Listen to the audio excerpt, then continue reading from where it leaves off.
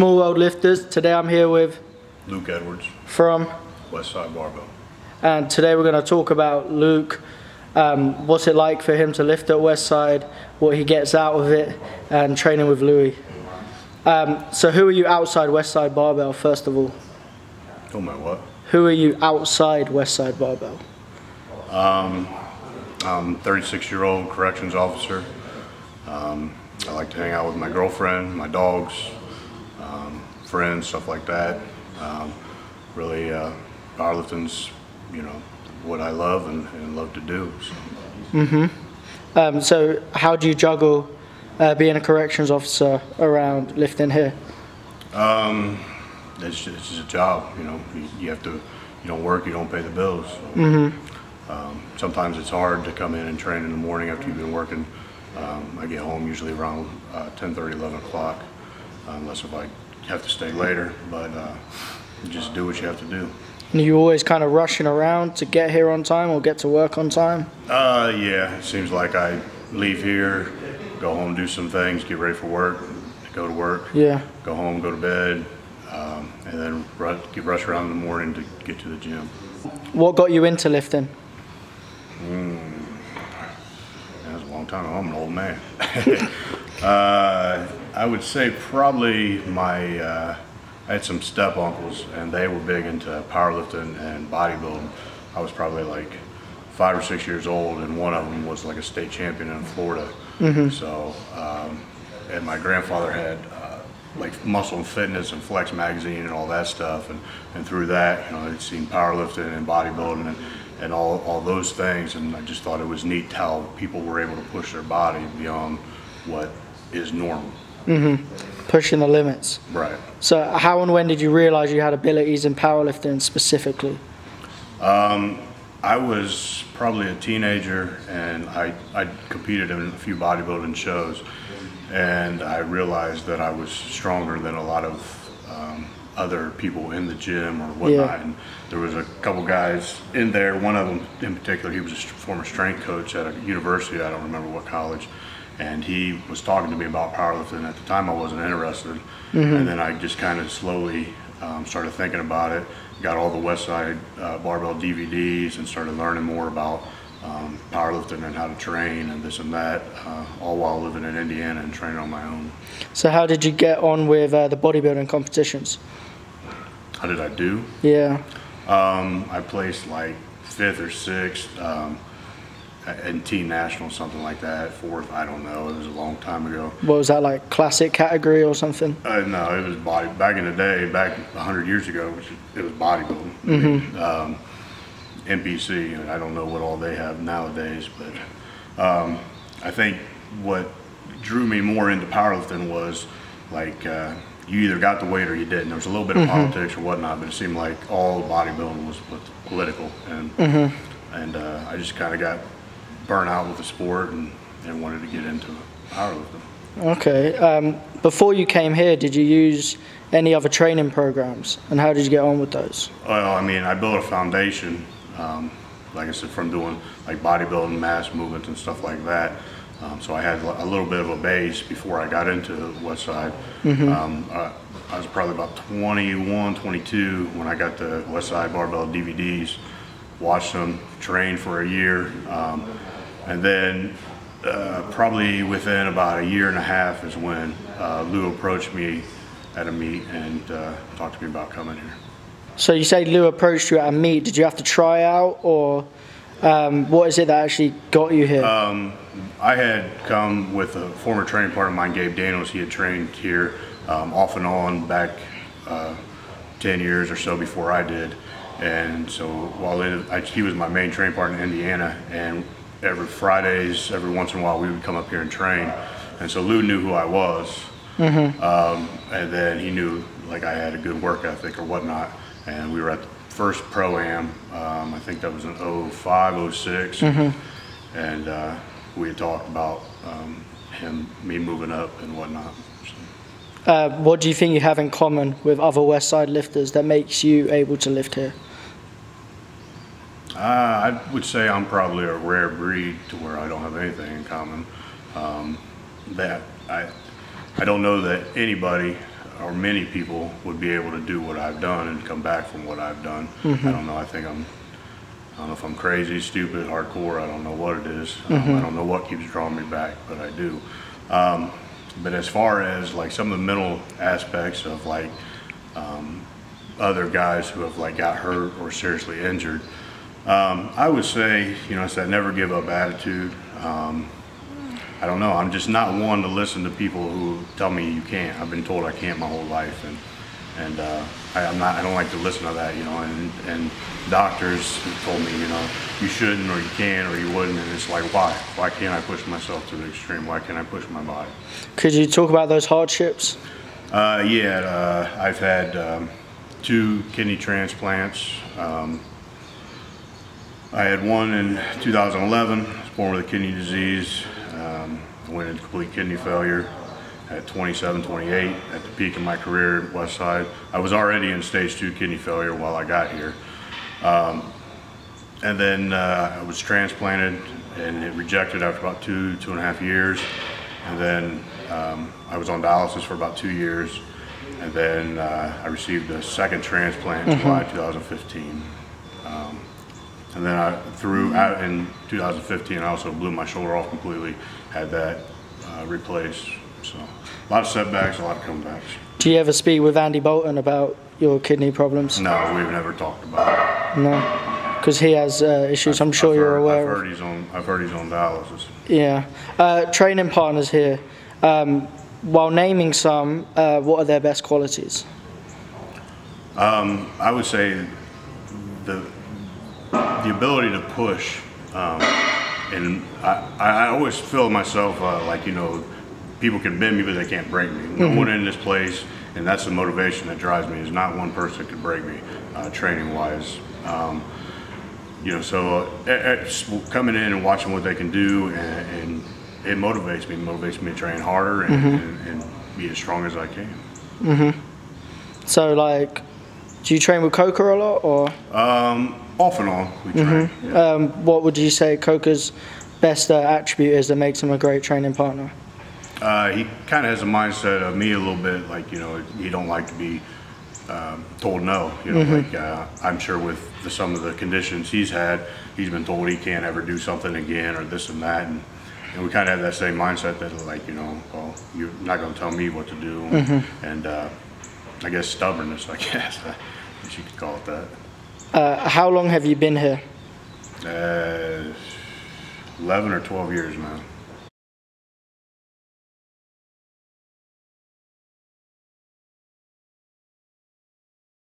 Has that been a long 11 or 12 years? Have you learned a lot? It's gone fast. I've seen a lot of people come in, a lot of people leave. It's not that, I've seen a lot of guys that are physically strong. This place is more mental. A lot of people can't handle it mentally. They can't handle the mental breakdown. They can't handle training all the time. They can't handle the fact that they come from being a big fish in a small pond, and they come here and they're just another average Joe. And a lot of guys can't handle it mentally, so they go back home and to be, you know, whatever they are, their egos or whatnot. Yes, I've learned a lot. Lou's taught me a lot.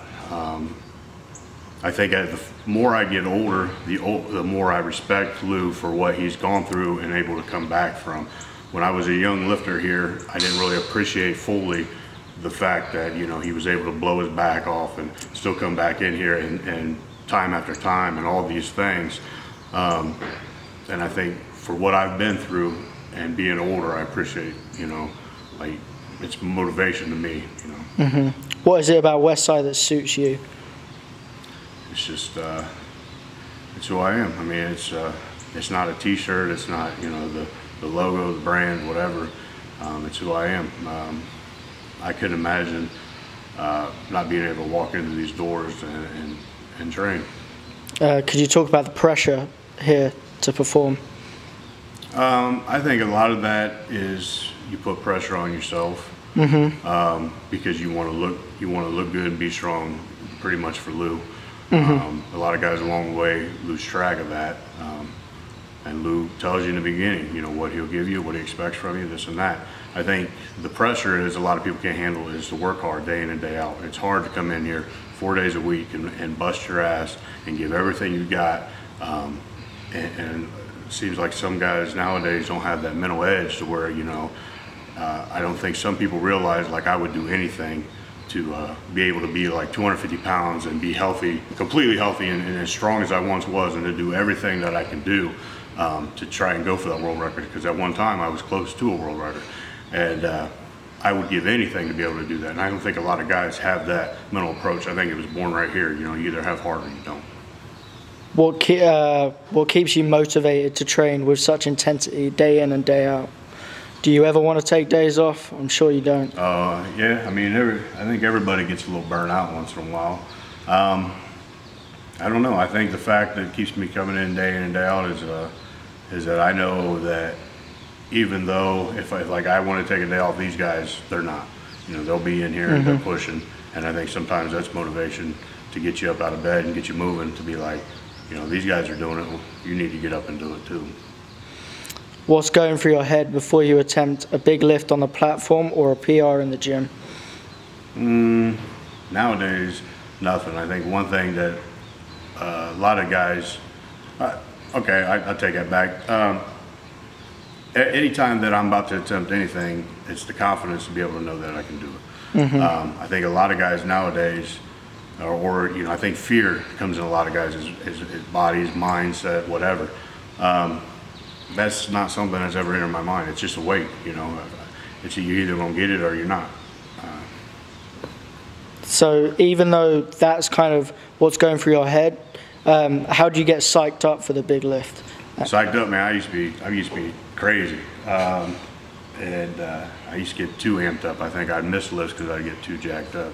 Nowadays, I try to do like controlled aggression, to where you can think. I can think, yeah. I just get up there and just do it, like I'm confident that I've done it time and time again in the gym, or, practice, whatever. I've done it a million times in my mind. I'm going to do it here. Does it mentally tax you against your everyday life? Sometimes. Some days, like I said, you get burnt out with, having a full-time job and working and doing all these things. Yeah, sometimes it's hard to, wears on you. Do you do a second assistance session in a day? Usually not in a day, because I have to work. Sometimes I do, I'll take it back. I do stuff at night on training days, but I also do stuff, a lot of times on off days, I'll do like some sled drag or, just certain GPP exercises or rehabilitation exercises. So just about every day I do something. Do you structure it in any way, or is it mainly by feel? I would say nowadays, being older, and it just depends on what body parts. So if I did lower body yesterday, today would be some sort of lower body rehab or something, or whatever, sore or hurting or whatnot. What's your favorite assistance exercise for bench, squat, and deadlift, and why? Jeez.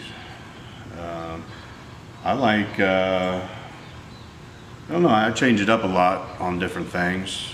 I really don't have a favorite. I like JM presses on bench. I like a lot of tricep stuff for bench. Squat, I would say the belt squat. I like doing stuff on that. Hypers. For deadlift, I would say probably a lot of rack pulls out of a band, or deficient deadlifts, something like that. And conversely, what assistance is the biggest pain in the ass for you, and probably the one which helps you most?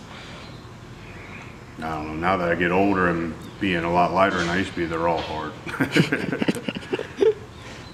So you can't think of anything in particular? Not off the top of my head. I mean, because I have the mindset you just do it. I mean, usually the way I've been for the past however many years is, if I don't want to do it, then I should do it, and I end up doing it. So you just bands and chains.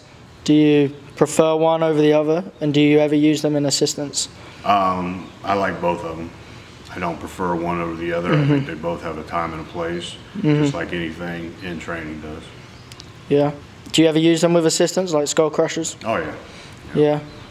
So that doesn't overcomplicate anything at all? No, I don't think so. I think if anything, you just have to learn good technique and continue to keep your technique going. So now to talk about Louie, how much guidance do you actually get from him in the gym? A lot. I mean, Lou's been like, for someone like me, Lou's been pretty much like a father to me. You know, he took me in and he's taught me many things, you know, with lifting, with life. I mean, just all you have to do is just watch how the man lives his life, and you know.